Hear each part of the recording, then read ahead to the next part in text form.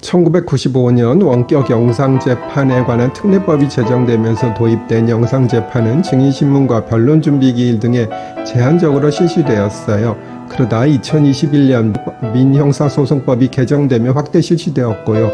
영상재판은 민사사건과 가사행정 특허사건에서 변론기일과 변론준비기일, 신문기일, 증인감정인 당사자 신문 조정 절차 등에서 진행되고요. 형사사건에서는 공판준비기일, 피고인 구속 청문 절차, 증인감정인 통역인 신문에서 진행이 가능해요.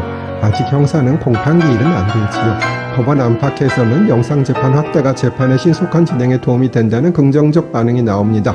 법정 출석이 어려운 재판 당사자와 대리인이 영상을 통해 재판 참여가 가능해졌기 때문이지요.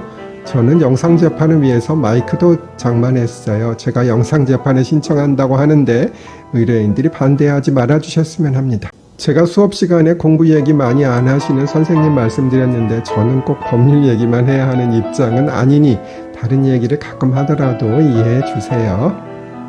제가 최근에 테라리움이라는 취미를 갖게 되었어요. 테라리움은 라틴어로 땅을 뜻하는 테라와 공간을 뜻하는 아리움의 합성어로 유리 용기 안에 식물과 흙으로 꾸린 작은 생태계를 의미한다고 해요.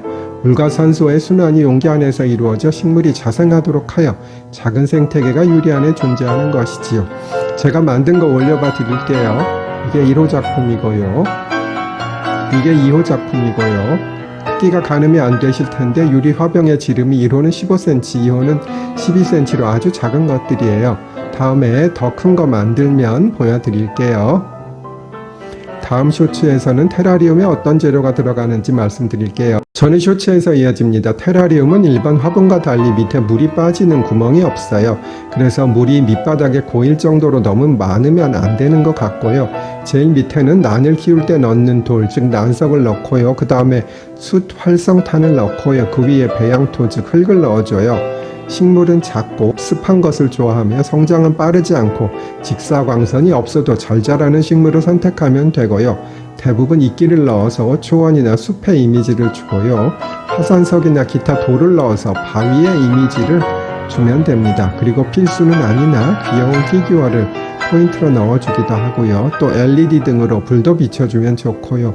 온습도계도 넣어주면 좋고요. 관리는 스프레이로 물 뿌려주는 것과 적절한 습도 만들어주는 것입니다. 회사는 원래 입사와 퇴사가 반복될 수밖에 없는 구조이고요. 그 과정에서 감정이 상하는 수도 많이 있겠지요. 그런데 인수인계서를 작성하지 않는 정도를 넘어서서 회사의 업무용 PC에 있는 파일을 삭제하는 경우 회사는 어떤 대응을 할 수 있을까요? 이 경우에는 업무 방해죄가 성립될 가능성이 많습니다. 저와 같이 일하던 변호사였는데요. 자신이 쓰던 PC를 초기화하고 간 분이 있었어요. 그냥 자신의 개인적인 파일만 삭제하고 가면 되는 건데 왜 PC를 초기화해서 파일을 삭제하는지 잘 이해가 되지 않았어요. 다만 그 변호사는 백업해둔 것이 있어서 그것을 보내주기는 하더라고요. 그런데 그분은 파일을 삭제하는 것이 죄가 되는지도 모르고 있더라고요. 미란다 원칙이 뭔지 아실까요? 이는 수사기관이 죄인을 체포하거나 신문하기에 앞서 고지하도록 되어 있는 권리를 말해요.